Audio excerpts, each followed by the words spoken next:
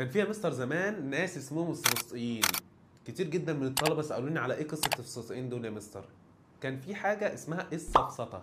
قال لي ايه السفسطه دي يا مستر؟ ناس بتتلاعب بالالفاظ، بيقلبوا الحق باطل والباطل حق. قال لي يا مستر زي المحاميين دلوقتي كده، لو واحد قاتل بيخرجوه من القضيه. تقدر تقول كده. قال لي جميل يا مستر، ايه القصه دي؟ كان في طالب عايز يتعلم السفسطه، فراح لمعلم كبير سفسطائي قال له علمني. قال له جميل. قال له طب هتحاسبني ازاي؟ قال له لو كسبت اول قضيه هديك فلوس، طب لو خسرتها مش هديك حاجه. بص الذكاء بقى وركز واسمع ازاي السوسطين دول كانوا اذكياء. فجه الطالب ده اتعلم وفهم وخد درس واثنين وعشرة وخلاص فهم اللعبه عامله ماشيه ازاي. فبعد كده جه المعلم عايز ياخد الفلوس من السوفسطائي. قال له مش انا اتفاقي بيني وبينك لو انا كسبت اول قضيه هديك فلوسك ولو انا خسرتها مش هديك فلوسك؟ فراح المعلم رفع قضيه على السوفسطائي وعايز ياخد فلوسه.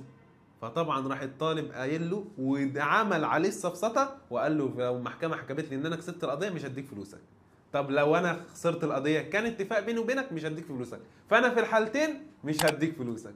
شفت الذكاء عامل ازاي؟ لو ما فهمتش الفيديو عيده تاني. والسلام عليكم ورحمه الله وبركاته.